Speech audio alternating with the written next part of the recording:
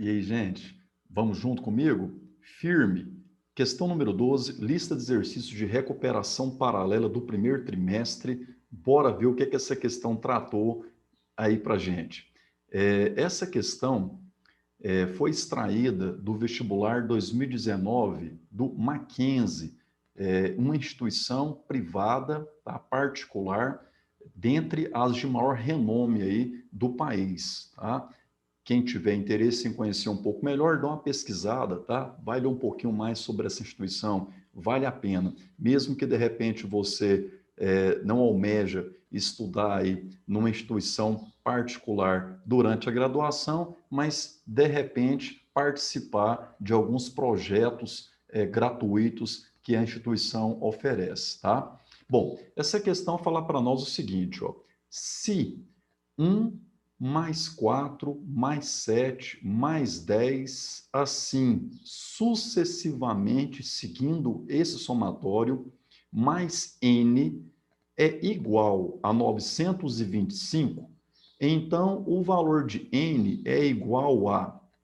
Galerinha, olha só, você observou que essa sequência de termos sendo somados é uma progressão aritmética de razão 3? Ó, 1, 4, 7, 10 é uma PA de razão 3. Qual que é o objetivo dessa questão, então? Bora para a interpretação comigo aí.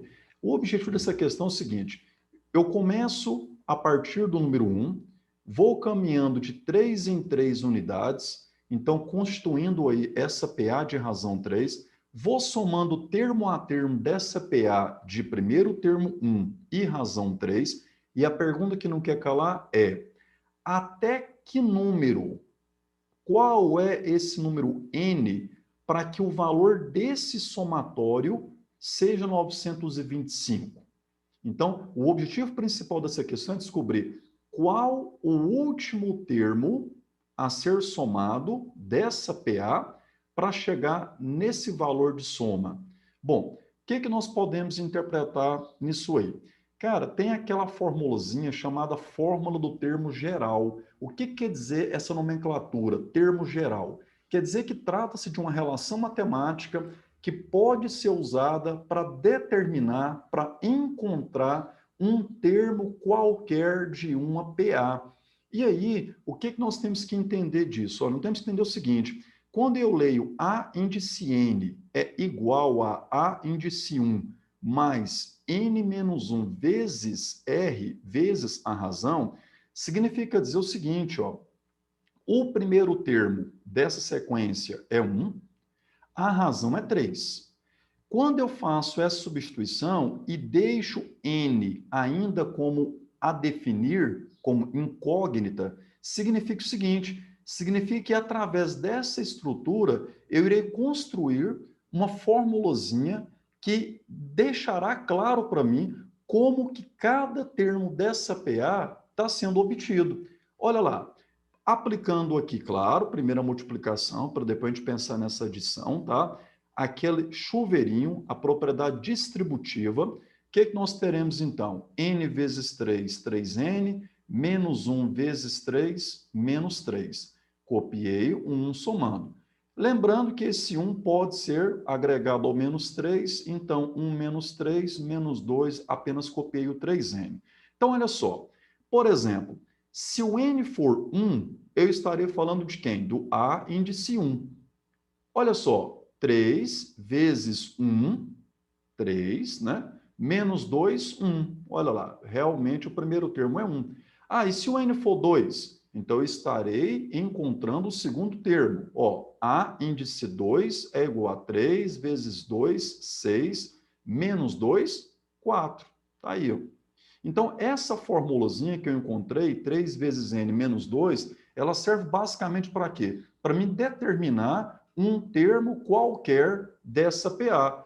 Inclusive, então, ela serve para determinar quem será o último termo. Quem será esse termo que ele está chamando de N maiúsculo, tá? Então, esse N maiúsculo pode sim ser interpretado como 3 vezes esse N, né, minúsculo, que a gente está usando aqui tradicionalmente, menos 2.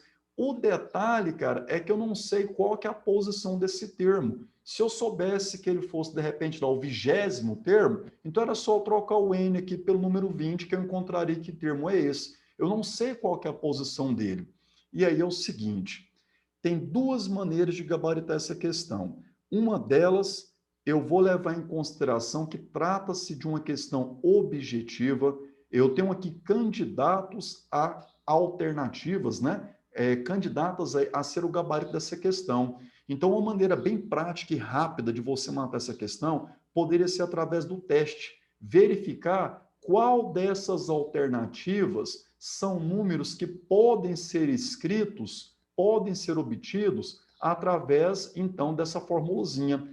E aí, um fator decisivo é o seguinte: lembre-se que esse N, ele é um número natural. Por quê? Porque ele indica a posição do termo na PA. Então, se ele é um número natural, o que significa isso? 3 vezes N menos 2, para resultar em algum desses números, N tem que ser natural. E aí eu convido você, então, a fazer o seguinte teste. Vamos lá. Será que pode ser o 69? Então, será que 3N menos 2 pode ser igual a 69? Equaçãozinha de primeiro grau outra vez. Resolvendo essa equaçãozinha, a gente soma 2 aos dois membros, agora divide os dois membros por 3. O que está acontecendo? 71 por 3, cara, 71 não é divisível por 3, ou seja, sendo 3n menos 2 igual a 69, n não é um número natural. Portanto, a alternativa A já está descartado. O 69 não poderá ser esse último termo, ou seja, o 69 não compõe essa progressão aritmética. E aí, vamos aqui comigo, vamos agilizar. Ao invés de ficar testando alternativa por alternativa, aqui vamos pensar rápido assim, ó. Olha qual que é a jogada. A jogada é a seguinte: na hora que eu pegar 3n menos 2 e igualar a algum desses 5 valores, eu vou ter que somar 2 dos dois membros, né, para poder ficar o 3n isolado. E ao final, eu terei que pegar esse resultado e dividir por 3. Significa dizer o seguinte, meu jovem, esse número, somado duas unidades, terá que produzir um número divisível por 3. Aí você vai lá e observa. Bom, 71 mais 2, 73. 73 não é divisível por 3. Então, 71 você já descarta. 73 será que é? 73 mais 2, 75. 75 é divisível por 3. É divisível por 3. Então, a letra C é candidato a ser a alternativa correta. Por que eu estou afirmando nesse momento candidato? Porque pode ser que eu tenha aqui alguma outra alternativa que também produza um número N natural. Né? E aí depois eu vou ter que verificar qual deles que geraria esse somatório igual a 925. O cara que elaborou a questão foi bonzinho conosco. Observe o seguinte: 75 mais 2, 77. 77 não é divisível por 3, e 77 mais 2, 79, que também não é divisível por 3. Ou seja, dentre as 5 opções, o único número que, somado a ele duas unidades e que produzirá um divisível por 3 é o 73. Então, a gente tem aqui 3n menos 2 igual a 73, só colocando aqui no papel, né? 3n igual a 75 e n igual a 25. O que você achou até agora? Você achou o seguinte, cara, o que o n é? N é a posição do termo. Então, você está entendendo o seguinte, você vai somando os termos dessa PA até o 25º termo, tá? Até o termo de posição 25. E aí, o valor desse somatório será 925. Pensei, mas vem cá, e que termo é esse? Que termo é esse que eu estou somando? Quem que é o número que ocupa, então, a 25ª posição? Ora, o número que ocupa a 25ª posição, então, é o 73. Porque dentre as alternativas, o único número que somado a 2 e que produz um cara divisível por 3 é o 73, tá? Então, o 73, ele está lá na 25ª posição. Então, o valor de N é 73, gerando, então, o gabarito letra C. Repare, já gabaritamos a questão, acabou. O que eu vou comentar com você aqui na sequência dessa aula é um outro método para resolver essa questão, se caso ela não fosse uma questão de múltipla escolha, caso ela fosse uma questão aberta, uma questão discursiva. E aí, como que eu encontro esse N executando ali cálculos matemáticos detalhadamente? Bom, antes, só para a gente poder, então, consolidar e tirar a prova de que realmente estamos certos. Vamos lá. Então, N é 25, e o A índice 25, o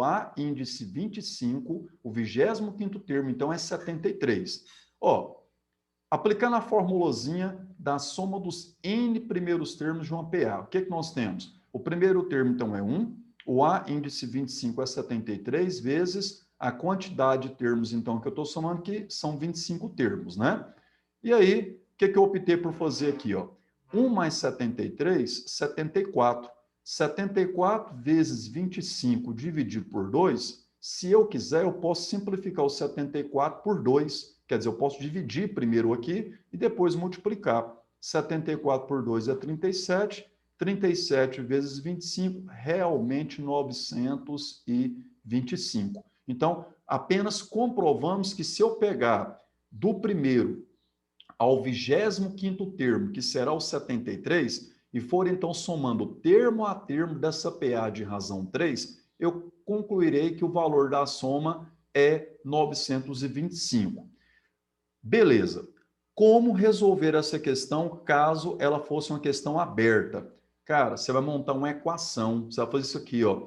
Através da formulazinha da soma dos N primeiros termos, eu vou escrever primeiro termo mais o enésimo termo, lembre-se lá, olha lá, 3N menos 2, é a formulazinha geral dessa PA para encontrar qualquer termo. Quando eu coloco em função de n, eu estou pensando no enésimo termo, ou seja, o último termo a ser somado então, tá? Vezes n dividido por 2, olha lá. Então, eu quero que essa soma seja igual a 925. Resolver essa equação me trará o valor de n, e se me trará o valor de n, eu terei a posição desse último termo e, consequentemente, saberei quem é esse termo, quem é esse número que está lá na posição de número 25.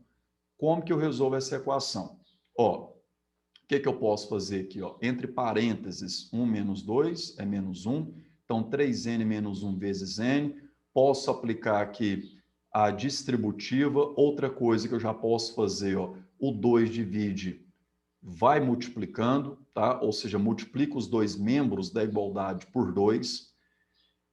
Aplica a distributiva, como eu já anunciei anteriormente. E, para igualar a zero, subtrai o 1850 dos dois membros. Ou, naquela linguagem popular, 1850 positivo, vem para a esquerda negativo. Por que que eu já fiz isso aqui também? Porque eu observei que quando eu apliquei aqui, ó, o chuveirinho, a distributiva, nós criamos aqui um polinômio de segundo grau. Um polinômio de segundo grau, quando igualado a zero, gera aquele modelo tradicional, aquele modelo clássico de uma equação de segundo grau. E aí, delta, Bhaskara, a gente resolve essa equação. Lembrando que o A é 3, aquele B é menos 1 e C é menos 1850. Como é que é a formulazinha para calcular o valor do discriminante delta? B ao quadrado menos 4 vezes A vezes C, tá? Executando as continhas, chegamos em 1 mais 22 é 200, portanto, 22.201 é o valor para esse delta. E aí, agora, aplica-se a fórmula de Bhaskara. Lembrando que nós estamos numa equação de segundo grau na incógnita n, e não aquele tradicional x. Cuidado. Então, n é igual. Como é que é a formulazinha de Bhaskara? Lembra comigo? Oposto de b menos b, mais ou menos a raiz quadrada de delta, dividido por 2 vezes a.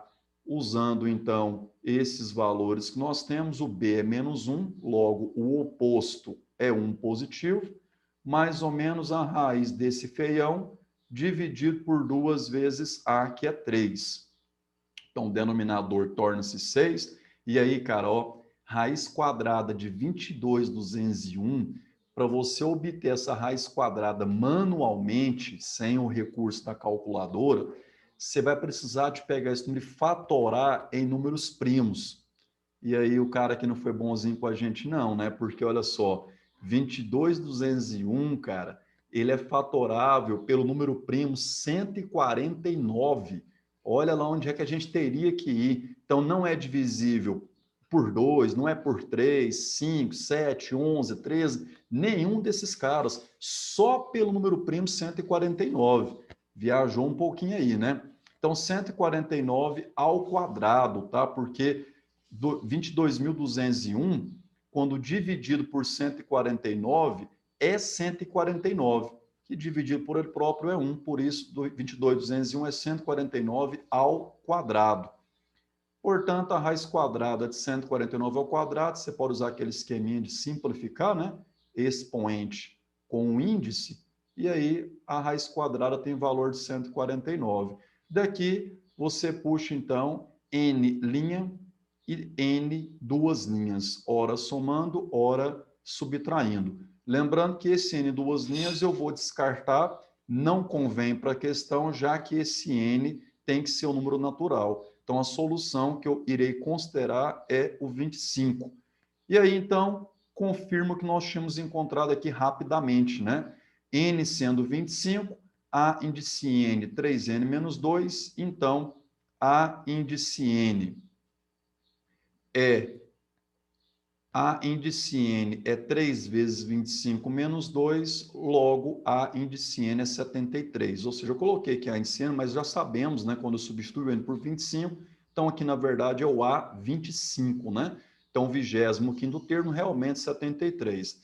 Galerinha, é o seguinte, repare, quem elaborou essa questão, elaborou almejando que você tivesse essa sacada de testar as alternativas e vir por esse caminho mais curto, tá?